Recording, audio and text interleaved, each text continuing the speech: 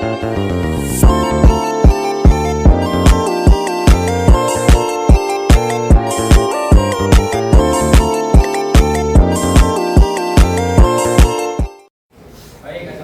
warahmatullahi wabarakatuh. Waalaikumsalam warahmatullahi wabarakatuh. Apa kabar anak-anak semua? Alhamdulillah. Sebelum melakukan pembelajaran hari ini, alangkah baiknya kita berdoa terlebih dahulu. Apa arti berdoa?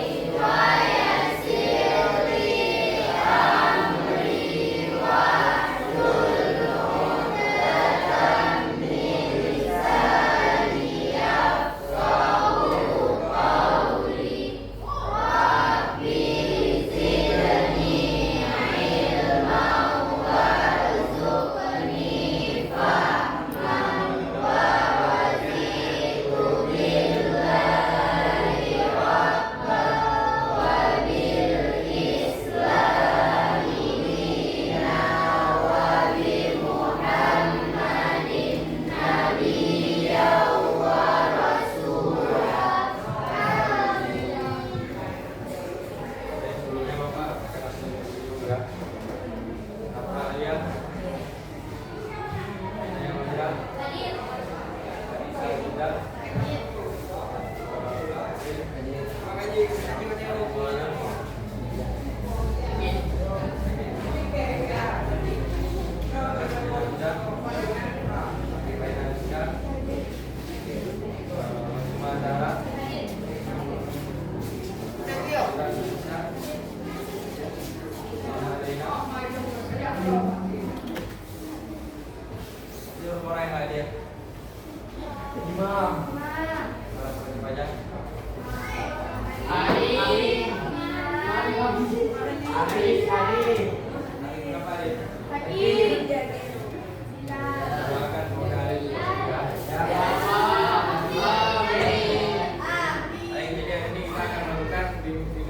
Dengan topik yaitu bullying. Pada kali ini apa tahu?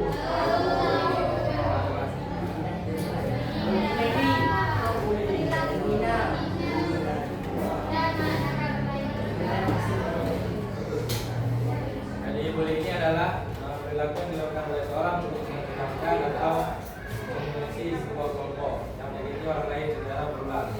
Jadi tindakan ini bisa merupakan perbuatan agresi, katakan pendidikan atau penghinaan sosial.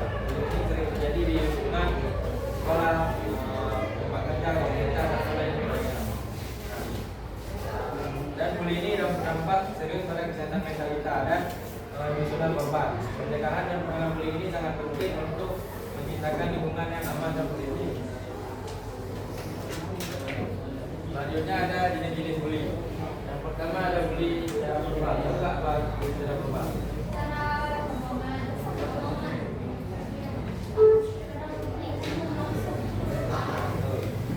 Jadi bullying secara verbal ini bullying secara langsung dan mengatakan yang kata-kata yang paling menyedihkan, sehingga membuat korban ini depresi yang terjadi. Selanjutnya ada bullying secara regional atau sosial. Contoh apa nih? Bullying sosial. Bullying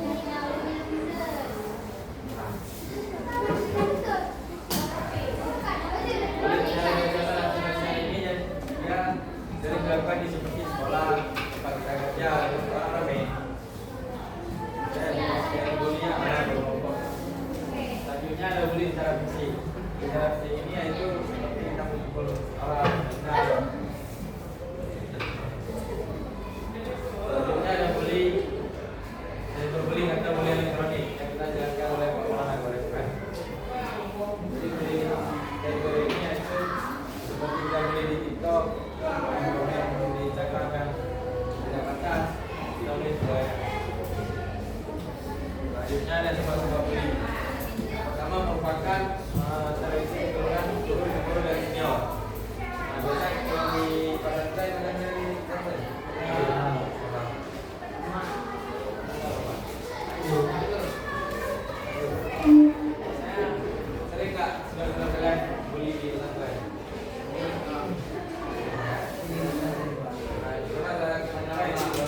mungkin terlalu singkat tak?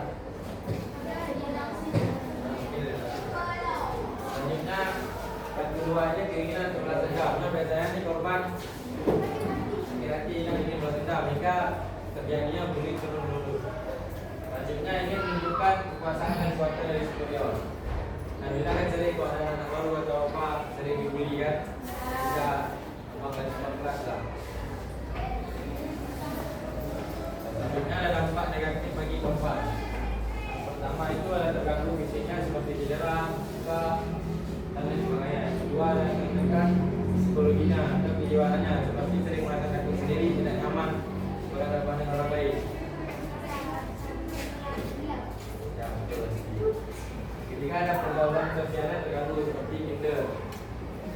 Keempat ada terganggu berkaki belajarnya, yang kelima ada kemampuan belajarnya, lupa belajar dan kita dapat kehilangan percaya diri. Nah, yang keempat ini bagi pelakunya, pelaku bullying. Yang pertama, pelaku ini dapat efeknya kebiasaan dan kekuatan untuk meningkatkan ego mereka. Kedua, itu beberapa anak-anak yang terbiasa melakukan bullying di sekolah akhirnya dapat menjadi orang dewasa yang kejam atau penjahat.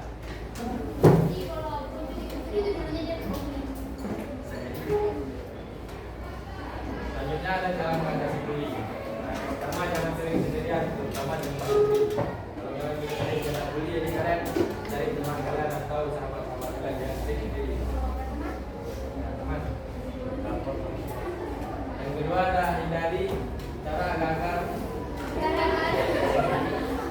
yang kedua ada hindari gara-gara dengan pelaku bully. Misalnya kalian ada masalah dengan tukang bully, jadi kalian hindari berteman dengan yang komunikasi dengan dia. Jadi gara-gara dengan dia. Yang ketiga, jangan berada di dekat dengan orang yang suka melakukan tindakan bully atau berada di sekitar mereka. Karena kalian sering melakukan bully.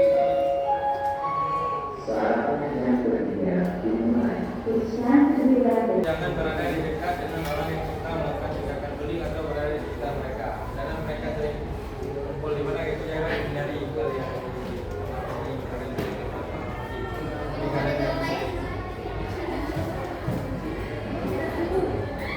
selanjutnya ada sikap yang diambil menjaga kena bully. Sama kita bisa melawannya. Selanjutnya kita laporkan kepada berwenang. Kalau kita sampai berwenang.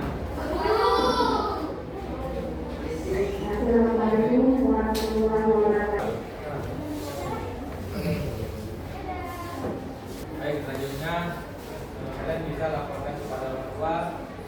Terakhir bila sudah percaya diri untuk melaporkan atau melawannya.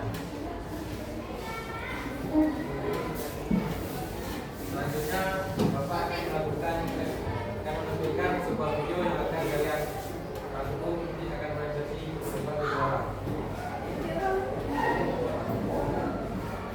Baik, sebelum kita bagi kelompok,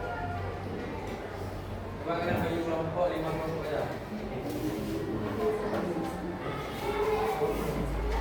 Ada 4 ya?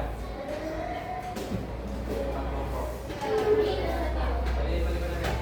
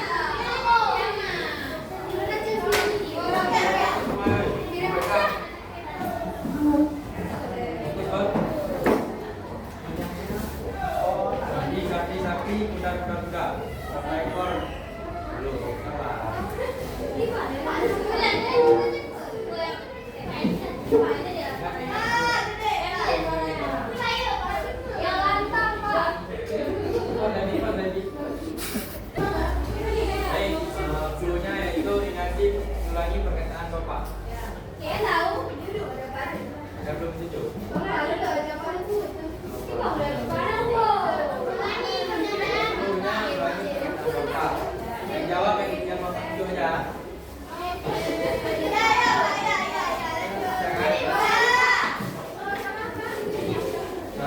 Sapi, kuda. Berapa ekor? 3. Ulang. Dulu Pak Jo.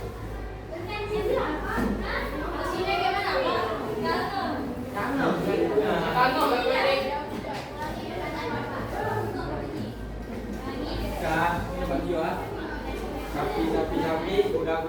Coba semua. Kuda, sapi. Iya, bukan Jo ah.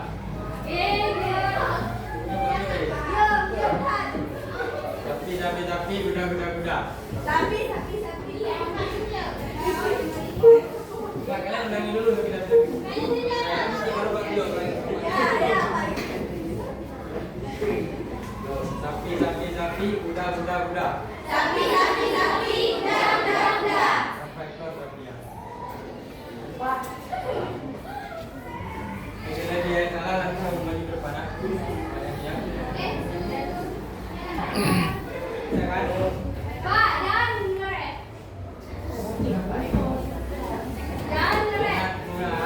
Dulunya ulangi perkataan Bapak. Kuda, sapi. Berapa ekor sapinya?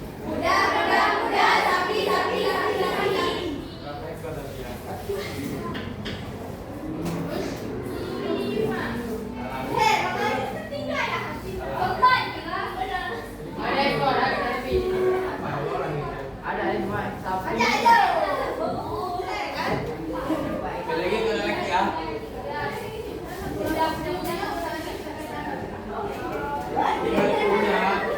Dulunya ulangi perkataan Bapak. Sapi, kuda.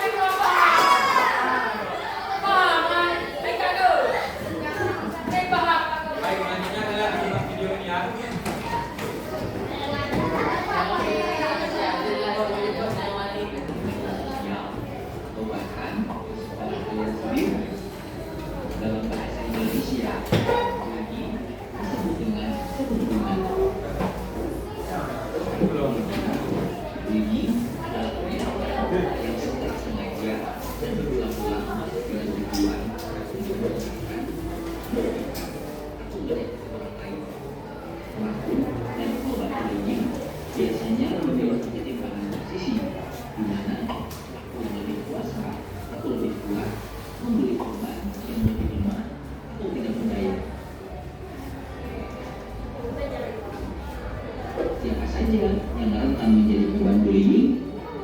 Seseorang yang terlihat paling berbeda di antara orang-orang di sekitarnya umumnya lebih rentan menjadi korban bullying. Hal ini dapat dikaitkan pada satu, kondisi fisik. Misalnya, anak berkebutuhan khusus terlalu kurus atau gemuk, warna kulit, bentuk rambut, atau penampilan yang berbeda, dianggap cantik atau jelek. Kedua, kepribadian. Misalnya, suka menyendiri, pemalu, atau kurang percaya diri. Ketiga, kondisi akademik. Misalnya, dianggap paling bodoh atau paling pintar. Keempat, status ekonomi atau sosial. Misalnya, paling miskin, paling kaya, atau paling populer. Dan kelima, termasuk golongan minoritas. Misalnya, berbeda etnik, budaya, bahasa, maupun agama. Sementara itu, penyebab seseorang menjadi pelaku bullying pun bermacam-macam.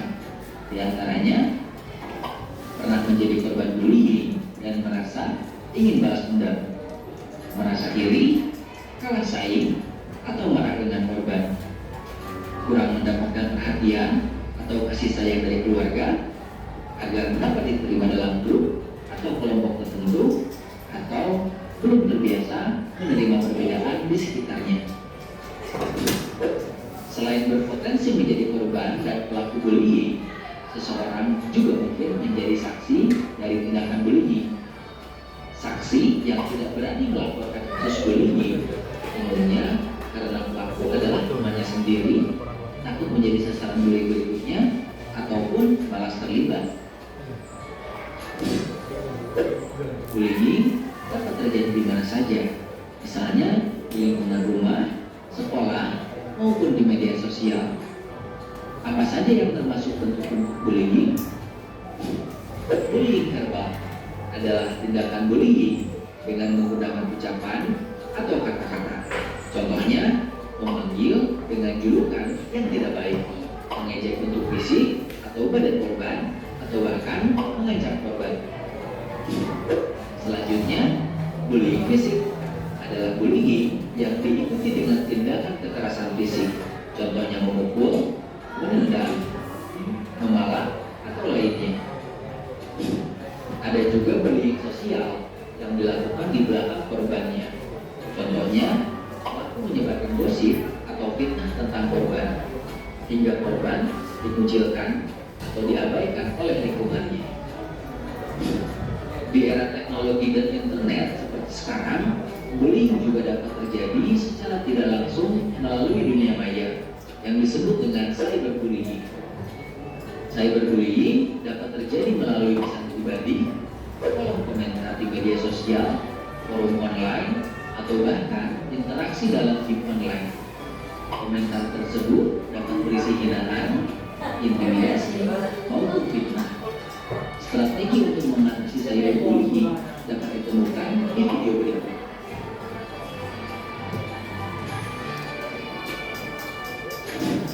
Adanya dunia maya membuat tindakan bullying menjadi semakin mudah. Mengapa? Cyberbullying dapat terjadi sepanjang waktu selama pelaku memiliki akses internet. Pelaku juga tidak perlu repot-repot bertemu langsung dengan korban, cukup ketik atau posting melalui handphone. Pelaku cyberbullying juga tidak terbatas pada orang di sekitar korban. Netizen atau orang asing pun bisa ikut-ikutan membuli korban. Ditambah lagi, adanya fitur anonim membuat pelaku menjadi semakin leluasa dan berani untuk melakukan bullying. Korban dari bullying dapat menjadi minder, kehilangan kepercayaan diri, atau trauma sehingga cenderung menarik diri dari pergaulan atau kesulitan berinteraksi dengan orang lain. Selain itu, rasa cemas, depresi, sampai keinginan untuk bunuh diri juga mungkin dirasakan oleh korban bullying. Selain dampak pada mental, korban bullying fisik juga mengalami dampak pada kondisi tubuhnya, seperti adanya bekas luka, kerusakan organ, sampai yang paling parah adalah kematian. Saksi dari bullying juga mungkin mengalami perasaan yang tidak nyaman, rasa bersalah, atau kecemasan akan menjadi korban selanjutnya.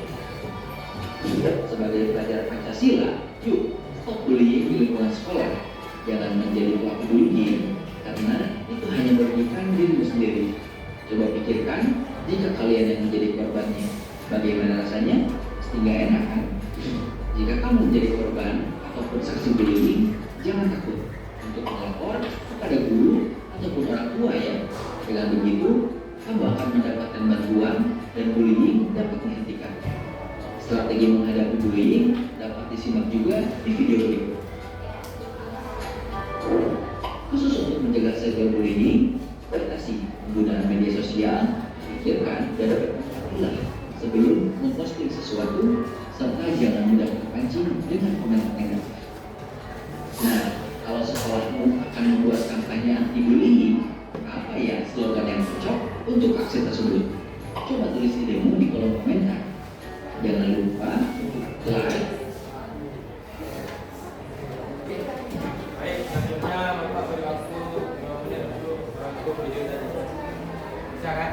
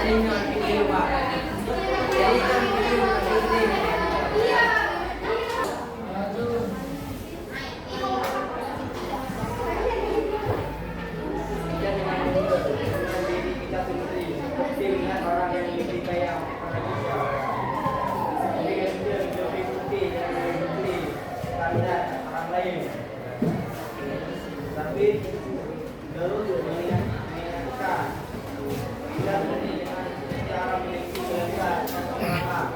mereka sendiri menciptakan tanda sendiri dengan bukti tanda orang lain. Pak negatif, Pak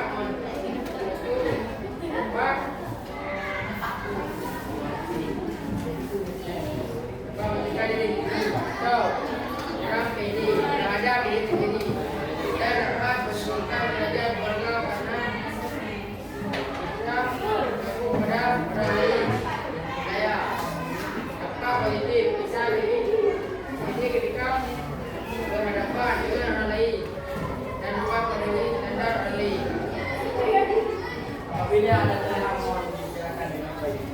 Assalamualaikum warahmatullahi wabarakatuh.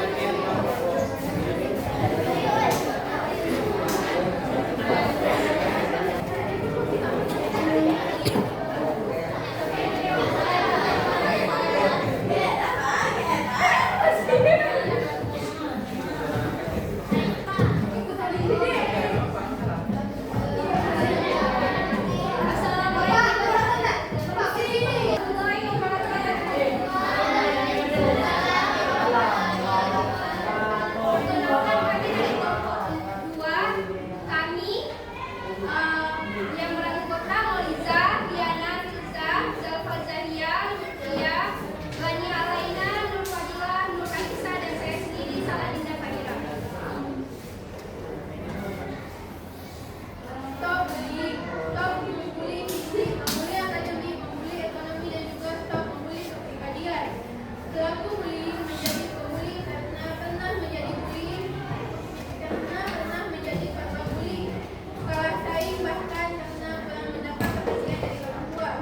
Bahkan bullying dapat terjadi di mana saja dan kapan saja. Bullying terbagi menjadi 4 bagian. Bullying verbal yaitu membuli dengan kata-kata, ejekan, bahkan ancaman. Bullying fisik yaitu memukul, menendang, bahkan memalak. Bahkan yaitu juga bullying sosial, misalnya seperti fitnah, korban, ataupun gosip-gosip yang beredar. Terakhir, silent bullying, yaitu bullying yang dilakukan melalui media sosial seperti komentar dan lain-lain. Dampak dari membuli adalah dapat menunjukkan rasa percaya diri, merasa minder, bahkan korban bullying seringkali tidak konsentrasi.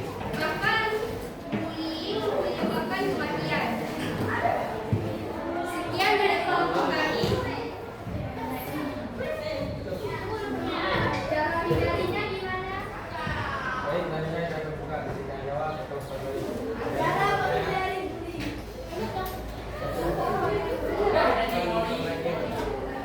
Bagaimana reaksinya jika melihat siswa atau siswi yang sedang melaksanakan ini? Bisa saja kita lapor ke BK ataupun ke guru. Reaksi ke orang tua bisa, tapi kadang kita kan jarang ketemu. Jika